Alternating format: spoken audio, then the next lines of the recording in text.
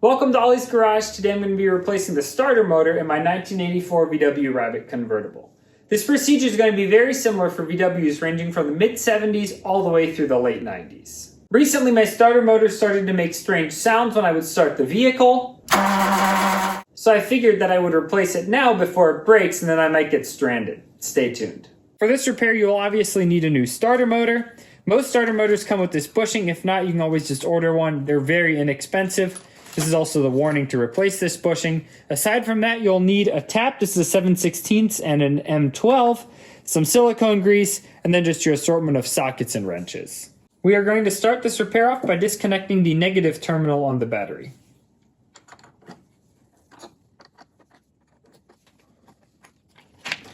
With it disconnected, just place it aside somewhere. Remove this nut to disconnect all these wires from the starter motor.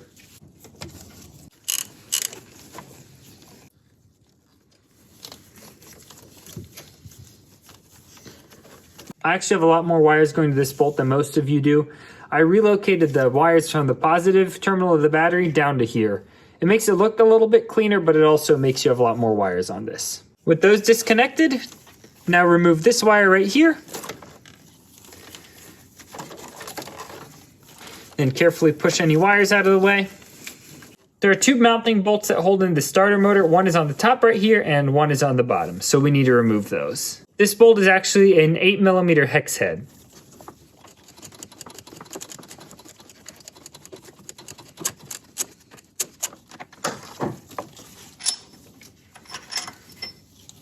I'm underneath the vehicle and here you can see the lower mounting bolt that has to be removed. And it is fastened to this nut right here.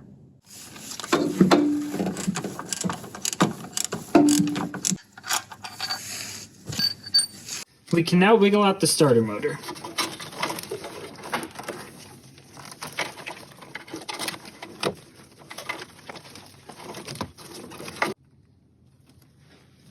Inside the transmission here where the starter motor was, we now need to replace that brass bushing. You can see it right in there. To do that, I'm going to use a 7/16" tap and just drive it in.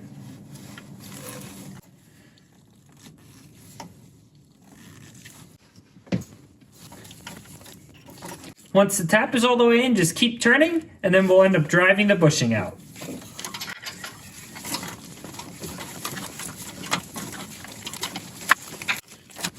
Well, the 7/16 tap didn't quite work. It looks like my bushing was a little too worn out, so I'm going to try my M12.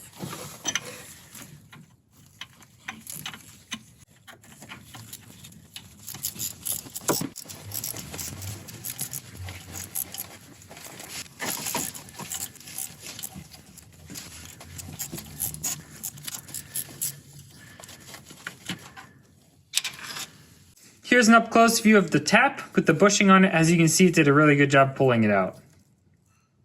Now we can clean out all the metal shavings with some compressed air.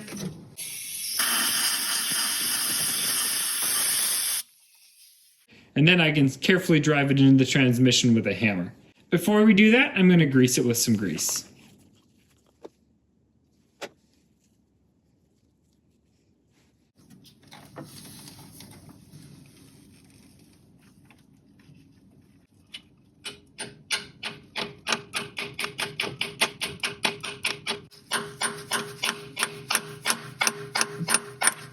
Here you can see a view of the bushing all the way installed.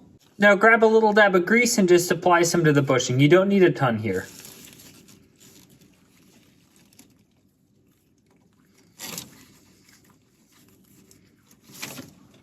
Apply a little bit of grease to this shaft right here as well.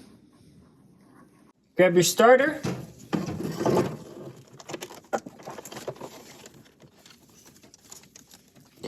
Carefully work it down.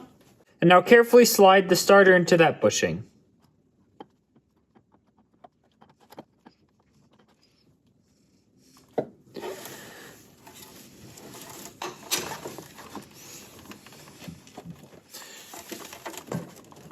Wiggle it in all the way. And then grab this top bolt and screw it through.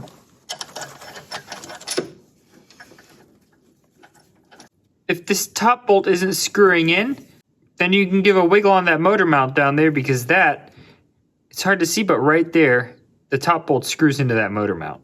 Install this lower bolt in the same spot where you removed it from. And the nut as well.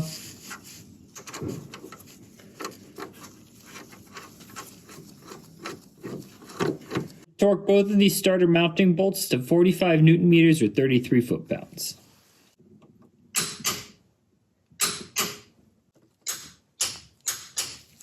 Since I disconnected this positive terminal from the starter, I also removed it from the battery. And as you can see, it's seen some better days. It's quite corroded, so I'm going to shine this up just a little bit with the steel brush. With our cable nice and clean, we'll now apply some dielectric grease to all of this so that it doesn't start corroding.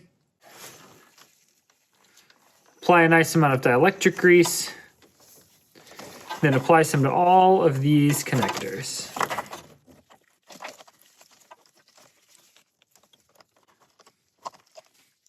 First, I like to slide on the battery cable. After that, the alternator cable. And then whatever other miscellaneous things you have running to this. These are my headlight relays, for example. Apply a little bit of grease to the lock washer. Apply a little bit of grease to the nut. Start screwing it on. I couldn't find a torque spec for this nut, but it's only holding on all of these cables, and there's a lock washer behind it. So you just need to do it so it squishes the washer in just a little bit more. It's not going to fall off. Right there is good. Finally, grease the spade connector and then also the tab that it goes on. Which you can see there's two actually on my starter right down here. And then just slide it in place.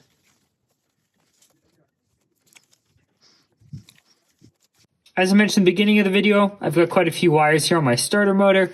And when you connect this spade connector here, just make sure that's not touching any of the other wires. Otherwise, that can cause them to rub through and then make contact with something that it shouldn't make contact with. Finally, reconnect the ground to your battery and tighten it up. Don't make this too tight, just make it snug. It's just squishing this lead terminal. Now we get to start the car and hope that it works better than it did before.